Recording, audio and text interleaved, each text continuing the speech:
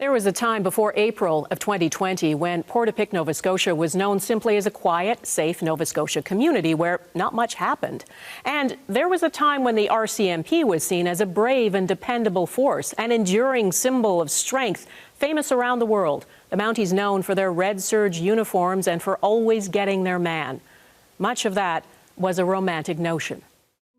Portapique now joins places like Moncton, New Brunswick, and Mayerthorpe, Alberta. Places synonymous with crisis and tragedy, including for the RCMP. Those mass killings resulted in many injuries, but little change. There is a need for a lot of work moving forward to improve and reform the RCMP. So how did we get here? Well, the Mounties may be the only police force in the world whose Wikipedia entry states they have an unusually large breadth of duties. They enforce federal laws, fight organized crime, provide domestic and counterterrorism security, as well as protective services for VIPs. They also deliver police services at the federal, provincial, and municipal level. They are the second biggest police force in North America. But compared with other forces here in Canada, they are underpaid, understaffed, and overworked. So, is there a way to fix it? Garry Clement has some ideas. He's one of the leading authorities on policing in this country. He now runs a private investigative agency focused on white-collar crime after spending 3 decades with the RCMP, retiring at the rank of superintendent. We talked to him from his home outside Ottawa. Garry, the whole country was horrified by what happened in Nova Scotia, not just the murders, of course, but the police response. As a former cop yourself, what was your gut reaction? Well, at the outset, and I want to preface this by saying it's really easy to play armchair quarterback after the fact, but all that being said, my initial reaction is what you need to have after a catastrophic event like this is leadership. And you need to have people that get in front of the camera and provide that sense of calm to the community. And if I was to give points for the RCMP on that initial, they failed miserably. It is interesting what you say about the media. I'm sure you've heard this from other reporters, is that in terms of us dealing with the RCMP, it's basically, it's like hitting your head against a brick wall often. You just don't get any information. And the kind of joke is that if there's anything happening near the border and you want to find out what's happening, you go ask the FBI because they'll tell you. I made a suggestion when I was, I think I at that time was an inspector, that we should look at hiring a journalist that was well known to really lead us because it was recognized years ago, Dawna, that the RCMP was doing a terrible job.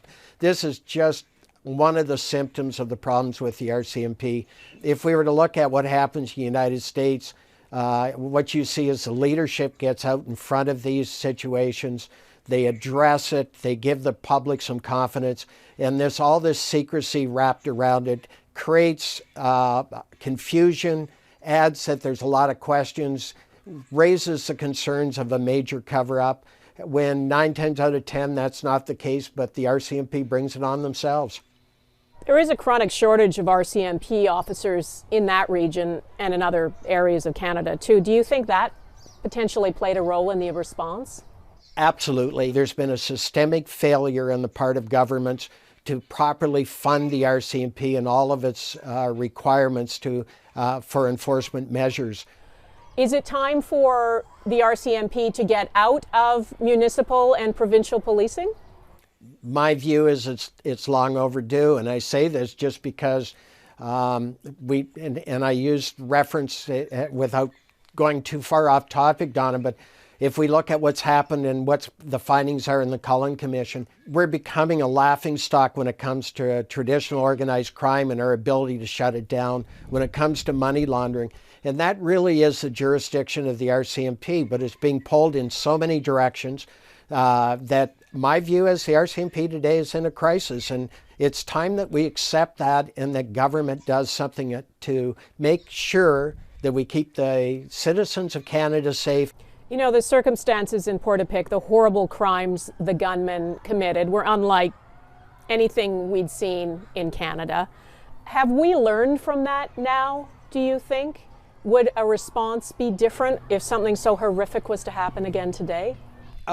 Without a doubt. I mean, I'm sure there's a lot of RCMP management that are beating themselves up over this. This isn't something that you just shun off and say, you know, nothing's going to change. I mean, the RCMP is having a hard look at it. But again, I've got to go back, Dawna, that we got to realize the RCMP cannot be all things to all people. And if we're going to be more effective, we really should be honest with ourselves, recognize that maybe it's time that we let provincial and municipal governments deal with the policing issue in their own backyard, and let the RCMP deal with the federal, very much like FBI or the Drug Enforcement Administration in the United States, so they can be more effective, and at the same time support our provincial and municipal partners, because they look to the RCMP to take on these higher level investigations, and sadly they're failing miserably right now.